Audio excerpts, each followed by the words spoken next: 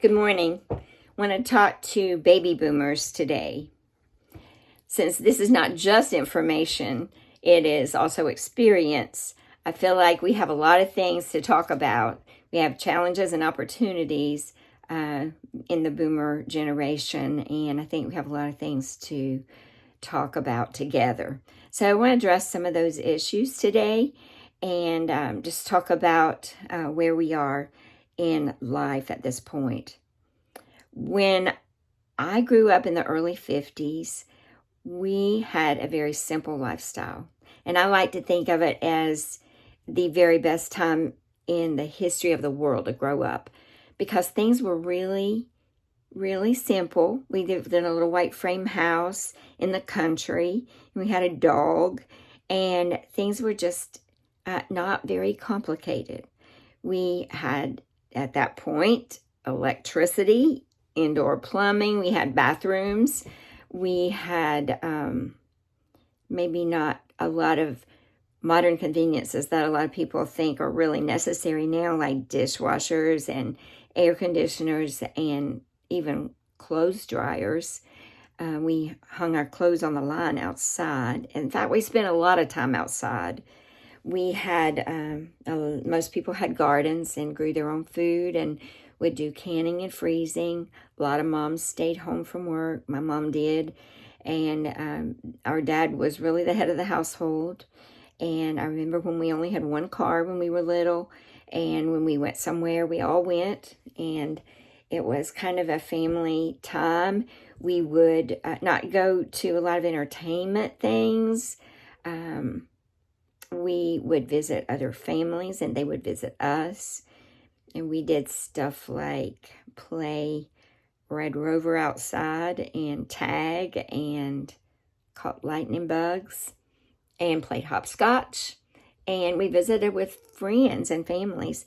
I can remember the men sitting around in a circle and cranking those old ice cream freezers, and we'd have all different flavors, and the men would talk and the women would talk and the children would play outside. And I just remember it being such a good time.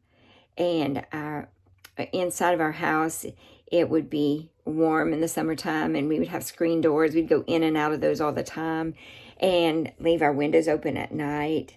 And things were just different and simple back then. And now we have so many things and so many good things. We have grown in a lot of ways. We have learned a lot. We have information coming to us so fast we can hardly take it in. I remember when we had to get encyclopedias, and a lot of people sacrificed to buy those because they were pretty expensive, but you had to have them so you could look up information. And now we have everything at our Googled fingertips that we want to do. Sometimes I even wonder if college is going to become obsolete because we have so much information for free and just so much at our fingertips. And so in a lot of ways, we've grown in good ways, but I'll never forget my simple upbringing and how valuable that is to me. But, some things don't change. We're given a life. It's not always fair. Some people make the best of it. Some people have so much further to go from where they're born to, if you're born with a lot of attention and wealth and all of the things that we consider to be blessings, then that's great. But some people are not born with that. But, we come to a point where we have a choice and where we make decisions for our life to be good or not. So we're all given a life, and we have a time in life to live in this world, and then we die. And a lot of people don't want to talk about that, but it's a fact of life. And when we are at the age we are now, when you become 65 and 70, it's time to start thinking about what am I going to do with the rest of my life, because probably I've at least lived 3/4 of my life, and I might have 20 good years left, and I might have 20 bad years left. I may have no time left. None of us really know that. but it's kind of good to have in mind how you want to live out your last years and try to make the best of them. I've been told a lot of times that, or been called Pollyanna, and told that I live my life with rose-colored glasses. And it's probably true. I mean, I was born that way a little bit, and then a lot of decisions I've made is just that I'm going to be positive, and if something goes wrong or something bad happens, I'm going to try to learn from it. I'm going to try to make the best of it, and I'm going to try to still continue to have a positive outlook on life, because I just choose that, and it's a good way to live, and it makes me happy to do that.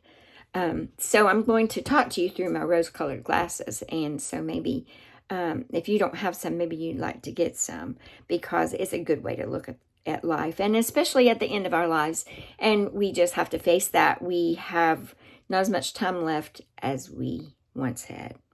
So we are at that point in our lives. I think that I can't really believe how short life is. I know that I feel like if I have 20 years left, I look at the last 20 years and I think how fast it's gone. It's sort of like my whole life has been on speed dial.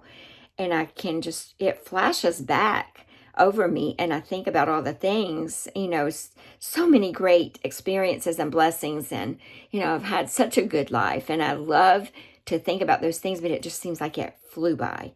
And, I may have a long road ahead, but I'm still thinking it's going to fly by, and I just want to make the best of it. I want to make the most of it. And so along with you, maybe we can think in that direction. Realtors are told that we're going to probably have a silver tsunami. 10,000 people a day are turning 65. And by 2030, all of the baby boomers will have turned 65. They say that 60% of boomers want to age in place. And that doesn't necessarily mean that people want to live in their homes that they're in now forever, but they want to live in their communities. They want to be with their friends or their family. They want to be where they're familiar. They want to be where their network of people are, their doctors, their church family. They just want to stay in their community, but not necessarily in their homes.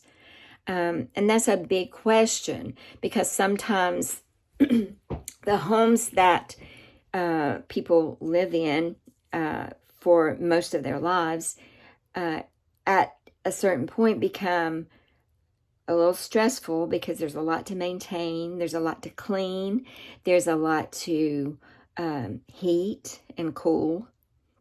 There's sometimes a big yard, and there's leaves to rake, and gardens to maintain. It's just sometimes at some point it gets to be more than what we want to manage. So the question becomes, do I stay here in this home, or do I think about a more comfortable, a less stressful place, something that's easier to manage, especially if you have stairs?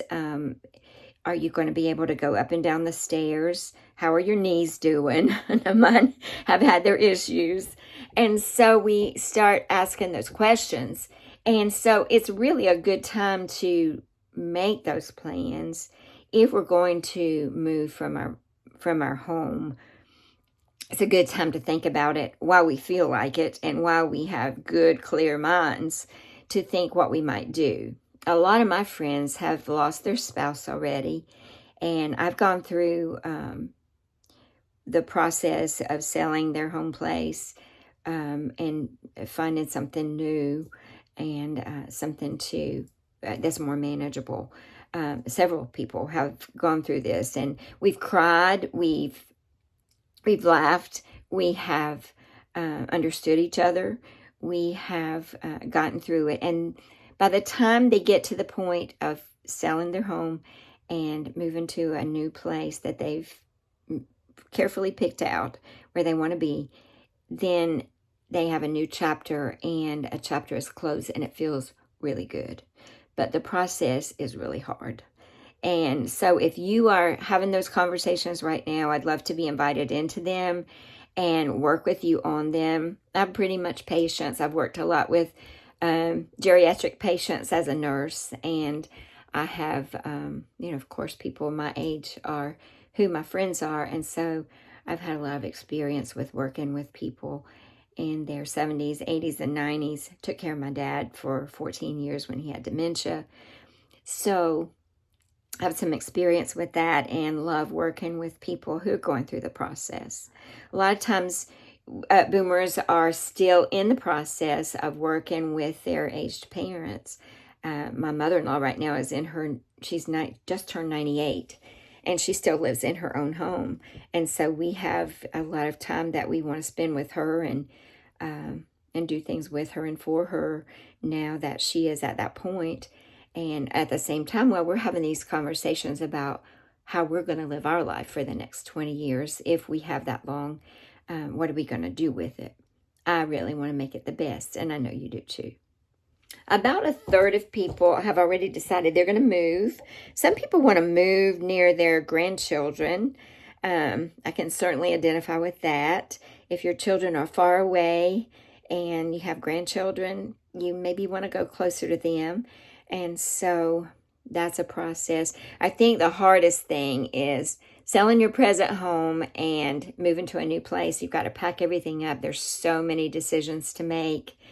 There are so many things to go through. But wouldn't that be good to go through all your stuff and decide what you want to do with it rather than leave that to someone else? So over the next few weeks, I'm going to talk about getting our house in order. And all the while we're talking about it, I'm going to be trying to work on my own house. I've been doing that for several years, but I'm going to put some really good effort into going through some of my stuff and making decisions about how I want to live my next few years.